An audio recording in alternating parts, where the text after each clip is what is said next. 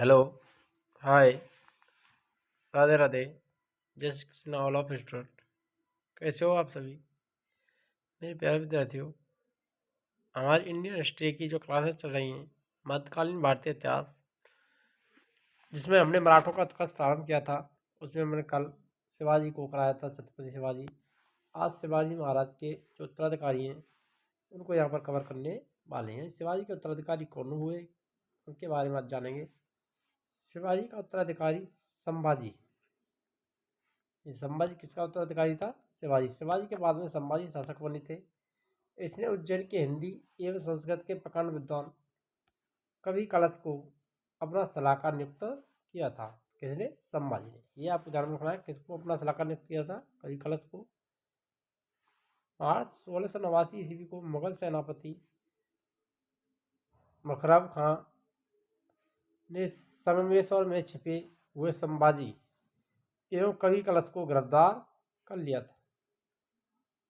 किसने? मुशर्रफ खान ने 1689 ईस्वी में उसकी हत्या कर दी और उसे गिरफ्तार करके संभाजी को मार दिया था। आगे देखिए, संभाजी के बाद 1689 ईस्वी में राजा राम नए छत्रपति के रूप में राज्याभिषेक किया गया था।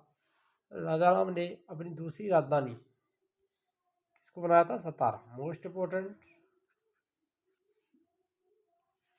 राजा राम मुगलों से संघर्ष करते हुए 2 मार्च 1700 ईस्वी में मारा गया था। 1700 में राजा राम की भी मृत्यु हुई थी, 1689 से 1700 ईस्वी।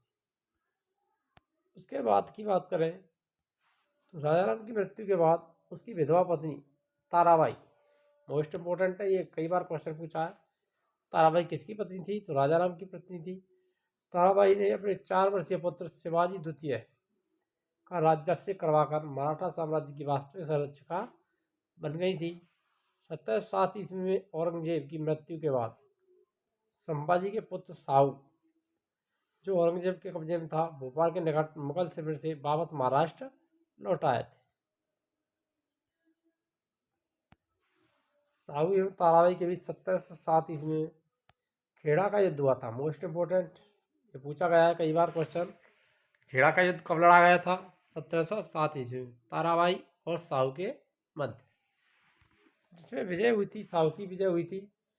साहू ने 22 जनवरी 1708 ईस्वी को सतारा में अपना राज्याभिषेक करवाया था। कहाँ पर? सतारा। साहू के नेतृत्व में नवीन मराठा साम्राज्यवाद के प्रवर्तक पेशवा लोग थे, जो साहू के पैतृक प्रधानमंत्री थे। पेशवा पद पहले पेशवा के साथ ही वंशानुगत हो गया था। पेशवा पुणे में रहता था। कहाँ पर रहता था? पुणे। 1713 ईस्वी में साहू ने बालाजी विश्वनाथ को पेशवा बनाया था। 1713 में इनकी मृत्यु हुआ 1720 ईस्वी में। इसके बाद पेशवा बाजीराव प्रथम, मोस्ट इम्पोर्टेंट, कौन बने थे? बालाजी विश्वनाथ के बाद पेशवा कौन बना था? बाजीराव प्रथम। पेशवा बाजीराव प्रथम ने मुगल साम्राज्य की कमजोर स्थिति को फायदा उठाने के लिए साहू को उत्साहित करने को कहा था कि आओ हम इस पुराने वृक्ष के खोखले तने पर प्रहार करें, शाखाएं तो स्वयं गिर जाएगी। ये किसने कहा था? ये आपको ध्यान में रखना है।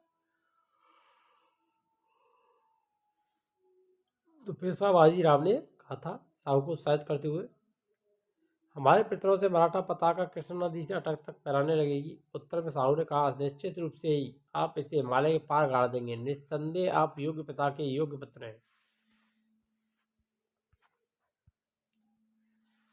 पालखेड़ा का युद्ध 7 मार्च 1728 ईस्वी को लड़ा गया था, बाजीराव प्रथम और निजाम उल मुल्क के मध्य, जिसमें निजाम की हार हुई थी। निजाम के साथ मुंगी शिवगांव की संधि हुई थी। मुंगी शिवगांव की संधि हुई थी।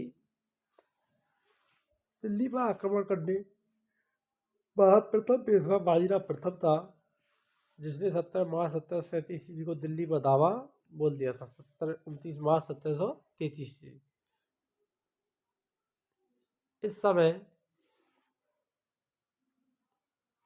मुगल बादशाह मोहम्मद शाह दिल्ली छोड़ने के लिए तैयार हो गया था।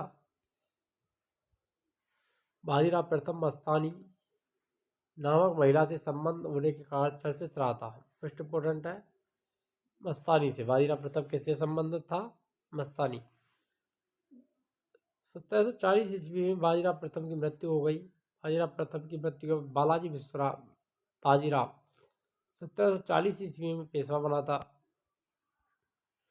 उसके बाद में 1750 ईस्वी में संगोला की संधि कब हुई थी? 1750 ईस्वी के बाद पेशवा के हाथ में सारे अधिकार सुरक्षित हो गए। बालाजी बाजीराव को नाना साहब के नाम से जाना जाता था। जलकी की संधि हैदराबाद के निजाम और बालाजी बाजीराव के मध्य में हुई थी।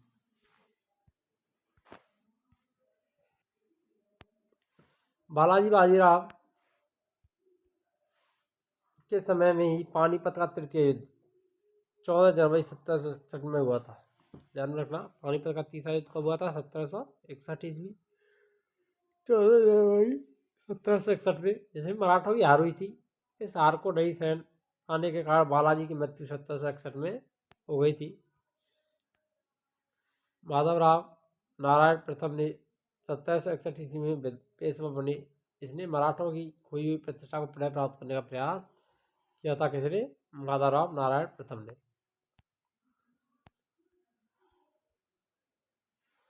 संभाजी के बाद 1689 ईस्वी में राजाराम को नए छत्रपति के रूप में राज्याभिषेक किया गया। राजाराम ने अपनी दूसरी राजधानी सतारा को बनाया था। क्या बनाई थी? सतारा। राजाराम मुगलों से संघर्ष करते हुए 2 मार्च 1700 ईस्वी में मारे गए थे।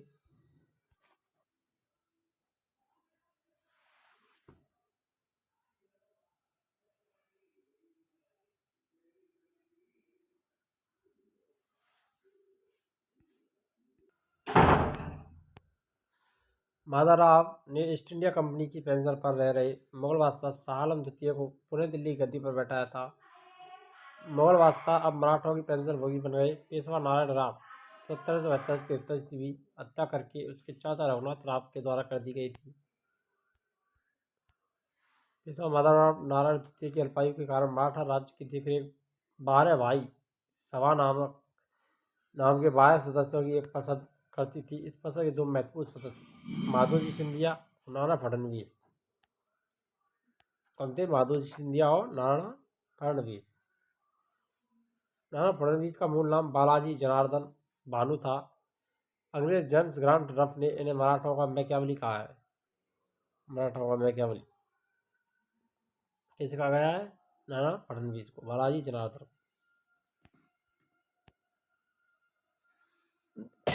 अंतिम पेशवा राघोबा का पुत्र बाजीराव द्वितीय था, जो कि अंग्रेजों की सहायता से पेशवा बना। मराठों के पतन के बाद सर्वाधिक योगदान इसी का था। यह सहायक संधि स्वीकार करने वाले प्रथम मराठा सरदार थे। 1776 में 15 की संधि हुई। इसके तहत कंपनी ने रघुनाथ राव को समर्थन वापस ले लिया था। प्रथम आंग्ल मराठा युद्ध की बात करें तो प्रथम आंग्ल मराठा युद्ध 1782 ईस्वी में सालबाई की संधि के साथ खत्म हुआ था। किस संधि के साथ? सालबाई की संधि। द्वितीय आंग्ल मराठा युद्ध की बात करें तो 1803 और 5 में हुआ। इसमें भोसले नागपुर में अंग्रेजों को चुनौती दी थी। इसके फलस्वरूप 7 सितंबर 1803 ईस्वी को देवगांव की संधि हुई थी। देवगांव की संधि कब हुई थी? 7 सितंबर 1803 ईस्वी। तृतीय आंग्ल मराठा युद्ध 1870 से 1900 ईस्वी में हुआ। इस युद्ध के बाद मराठा शक्ति और पेशवा के वंशानुगत पद को समाप्त कर दिया गया था। पेशवा बाजीराव द्वितीय ने कोरेगांव एवं अष्टी के युद्ध में हारने के बाद फरवरी 1818 ईस्वी में वेलकम के सम्मुख आत्मसमर्पण कर दिया था। किसके सम्मुख? वेलकम। अंग्रेजों ने पेशवा के पद को समाप्त कर दिया। बाजीराव द्वितीय की पुणे से हटाकर कानपुर के निकट पिठूर में पेंशन दी जाने के लिए भेज दिया, जो 1853 में इनकी मृत्यु हो गई थी। अगर वीडियो अच्छी लगी तो वीडियो लाइक करें, शेयर करें और चैनल पर नए तो चैनल को सब्सक्राइब अवश्य करें। मिलते हैं नेक्स्ट वीडियो में, तब तक के लिए जय हिंद, राधे राधे।